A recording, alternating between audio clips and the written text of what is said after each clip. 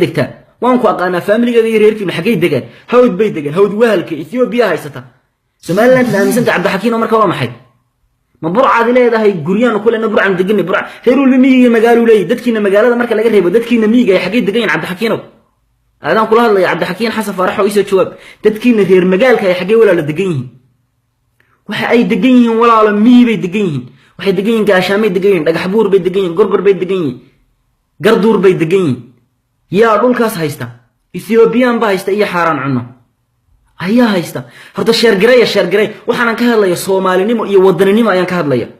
waxay ahayd 3,000 qof inay daawadaan ayay ahayd daba casar oo xayd iyo nifaas iyo balaayo ka sheekeynaya oo loo yaqaan sheekha siigada iyo xaydka iyo nifaaska ay tuuke daawataa anigoo Soomaaliya oo xalaal oo xaq u dirira oo Soomaali galbeed doonaya inaan soo dhiciyo oo Djibouti la wareex Djibouti la yiraahdo ma jirto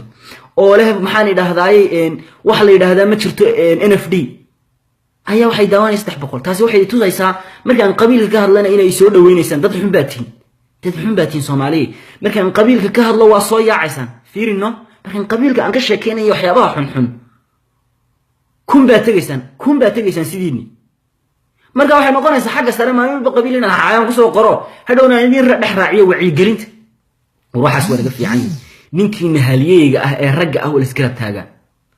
wuxuu dhahay wiilka shanta Soomaaliyeed Somaliland ka waran ma jirta Somaliland waa qayb kamid ah Soomaaliya walaalo Somaliland waa qayb kamid ah Soomaaliya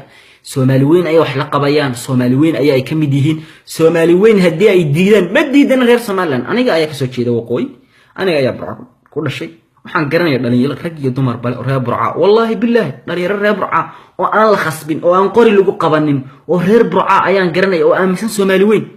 oo aan ku wahayn oo laba hayn oo saddex hayn oo afar hayn oo kumanaan aan reer burca ayaan garanayaa Soomaaliyeed aaminsan laakiin dhibaatada anaga reer waqooyiga haysta waa maxay dhibaatada reer waqooyi hadan anaga haysta waxa weeyaan intayadii xumayd ee cunsurta ahayd ee qarmooneed ayaa xagga sare soo maray بس سيلاني وفيرسي إلى بين كل أريه سيلاني لحسنا أيه وهيستي هذا أسنام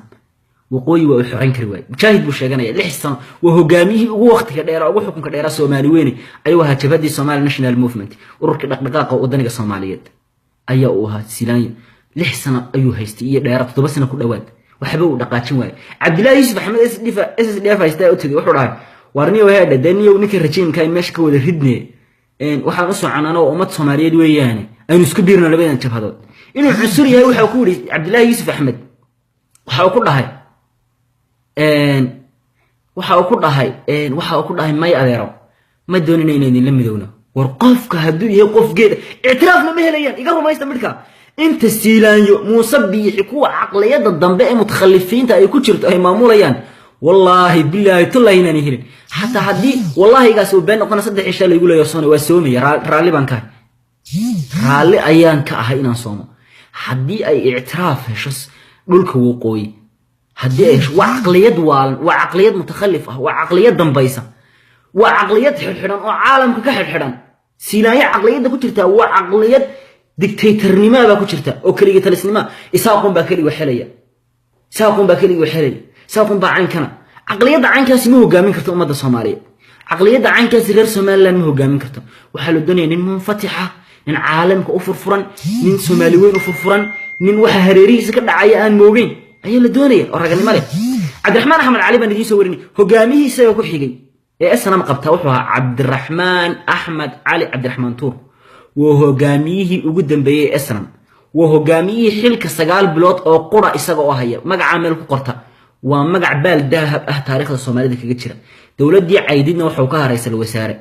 الوزراء بوكها مدحوني كحجان بوكها صار بالله الدولة دي اللي يجري عايدين مدحوني وكها مدحوني كحجان يا رئيس الوزراء موتي وحوكها نكلا بعد يقول باور كبدن دولة دي عايدين أياوها كودها مركز وحقوني كاس لها عقلية منفتحة للعالم عقلية دي واحد عقليات عالم كأفرفران